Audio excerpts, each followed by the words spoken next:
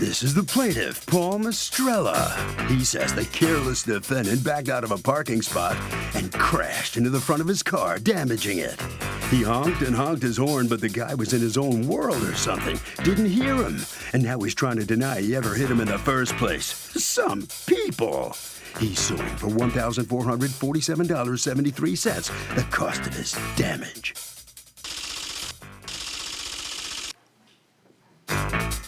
This is the defendant, Barry Gabriel. He says he was backing out of a spot in his apartment complex, and the plaintiff, who's the president of the board, crashed his car into him. That's right. The plaintiff caused the crash, not him. And he has some nerve trying to throw his weight around in an attempt to get him to pay for something that was definitely not his fault. He's accused of a backup crack-up. All parties, please raise your right hands. Welcome back to the People's Court. Next case on the docket, the plaintiff says the defendant nailed his car in a parking lot after the plaintiff was honking at him like crazy.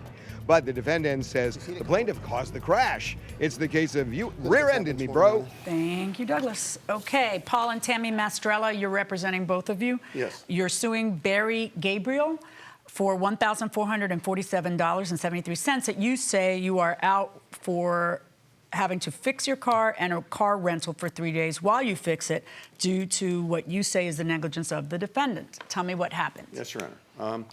I was on the property repairing. Now, this is a condo? Yes, it's a Lighthouse Point condominium complex. Yes. Okay.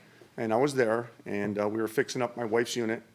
And when we were on our way out, we were going down, where you have to exit, and Mr. Gabriel was backing out. I saw him backing out. Of a parking space? Yes. Mm-hmm. And you're where? Go. Why don't you come and show me over here? Okay, we had a You vehicle. can pick any car to be you. And a vehicle there. Let's say this was me, and this would be Mr. Gabriel. Okay. And as I was exiting the property, because there's a street on this side, an exit street. So you're still on the property in between parked cars, I guess, in the part where people go. Well, this is this way and this is that way. Okay. So Mr. Gabriel comes and he backs out and he hits my car like that. All right, so go ahead and go back. So what do the two of you say to each other do you know each other? No. No. You had never met, so it's a pretty big complex, I guess? Yeah, 216 units. Okay. So, and you're the president of the condo board? Yes. Okay. So what did the two of you say to each other?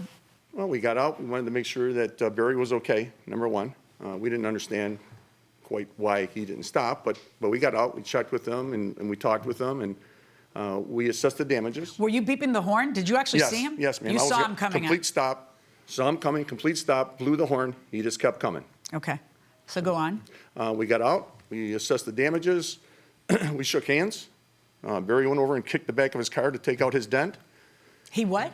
He kicked the back of his bumper, the rear end of his car. He kicked it to make it pop back out. These new cars have these plastic bumpers now. And you kick it? He kicked it. He kicked right. it. I didn't kick it. Did you kick the back of your car? No, ma'am. Wait, and what is it you perceived him to do? You say he kicked it and it popped? Well, yeah, most of the damage to his vehicle kind of popped back out again. Okay. But so what happened? How do you say the accident happened? I say that I was backing out Of my parking spot, Okay. and he hit me. He could have stopped. He could have stopped the car. I mean, how fast can you possibly be going? It's in a driveway. It's in a right-of-way, I guess you'd call it. So show me. You come over here and show me how you say it happened. Sure. Well, I say it's pretty close, except here. And you think that exonerates you? Yeah. So do you think that whether or not you are at fault depends on whether he hits you here or you hit him here? Is that what you think? I'm saying he hit me there, right. He hit me in Do the back you of my think car. that exonerates Oh, you? yes. Yeah. The question is not, and you're not the only person, in fairness to you, who thinks that who hit who is what's relevant. The question is not whether, by the way, let me see the damage to your car, whether it's here or here. The question is who has the right of way. Okay. You are pulling out of a parking space. How do you figure that you have the right of way? Did you not see him? No, I never saw anything. Well, then you got to pay more attention. Did you not hear him when he was pounding on his horn? Not at all. I have a video. You have a video? Oh, let's see a video. So when somebody is backing out and they hit another car that's moving along, do they always lose? Actually, no, because when you get back on the road, you have to pay attention if there is any. You have to pay attention if somebody's backing out? No, I mean you have to pay attention if there is already somebody on the road. So I think the guy who pulled that has to take responsibility. Yeah, that's kind of what I'm saying. What do you say?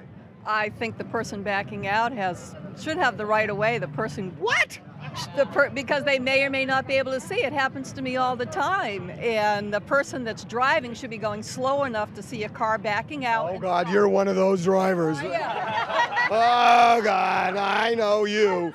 I know you going inside the courtroom.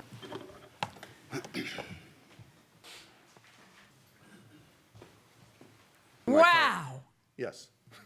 Oh my gosh. Dude. No. I insist that you come over here.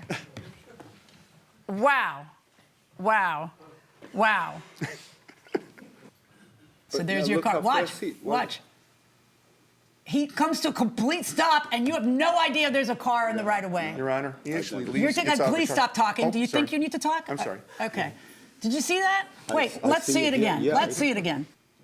He has the right of way. You're supposed to be more careful when you're backing. Look how far back you're backing out to. Right. And he stopped, and you still smashed him. Go back there. Let me see the estimates. Do you have more than one estimate? No, Your Honor. Why not? I didn't think it was necessary. I went to a Toyota dealer and. That's a reasonable estimate. All right. Based on what I am hearing, Mr. Gabriel, yes. I don't see what you're. I have. Oh, let's. I live for the moment. Let's see what you got. What is that? Snapshots of his car. Okay.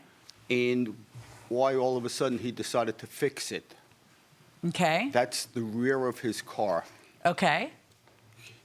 Meaning that you don't think it's a nice car and he has scratches and dents in the back, so why should you have to pay to fix the front that you damaged? I don't think it's worth the $1,300 or $1,200 that he told me it was. His original estimate, he told me, was from Toyota for $1,000, and then he presents an estimate from a private company for $1,200 as far as... You have an estimate from Toyota? That's a Toyota dealer. He works out of the Toyota shop. You know, they don't have their own collision department, so that's that gentleman. If you call him, he's there at that Toyota dealership every day. Do you also have another one from Toyota that was $1,000? No. That's the only estimate I've ever gotten, Your Honor. Okay. Well, I find the estimate to be reasonable. I find your position to be unreasonable, and I'm ruling against you in the amount of $1,447.73. You're shocked? Is there anyone else within the sound of my voice that is shocked? Okay. Good luck, folks. Well, apparently no question in this case. The plaintiff prevails. Mr. Gabriel, step over here, please, if you don't mind. Sure. The judge just said you seemed shocked when she made her decision. Why? Because of the condition of the car and the price that he was looking for the Well, he gave an estimate. The judge said it was a reasonable estimate. And you came in here claiming you were sure you were going to win this case. Yes. And anybody who saw that video, anybody in the country who saw that, there's no question, you're guilty. I'll go with that. You agree? I'll go with that. I have no problem. But now when I see the when you see the video, it shows a different angle than what I saw. Okay. And had I seen that, we wouldn't be here today. Well, I don't know. No question. You hit him. No doubt. And you're on the hook. Sorry about that, but it was a bad day for you in court today, sir. Happens. Okay. Cheer up. Hope tomorrow's a better day. Mr. Mistrella, that was very good for you to have that video. Yes, I mean, sir. No question. No question. How'd you end up getting the video? We just installed cameras at the complex a couple of weeks ago. Security cameras. Thank God we had those, because it would have been a different story if I didn't. Well, hey, you had the video. Thank you so much. Congratulations. That did it for you. Harvey, what do you think? Okay, Doug, let's make this clear. When you are backing out of a parking space, you have a duty to make sure that the road is clear so that you can back out. And if you hit a car, you are responsible. Period. And that will do it for this case. Litigants for the next case on the way into the courtroom right now.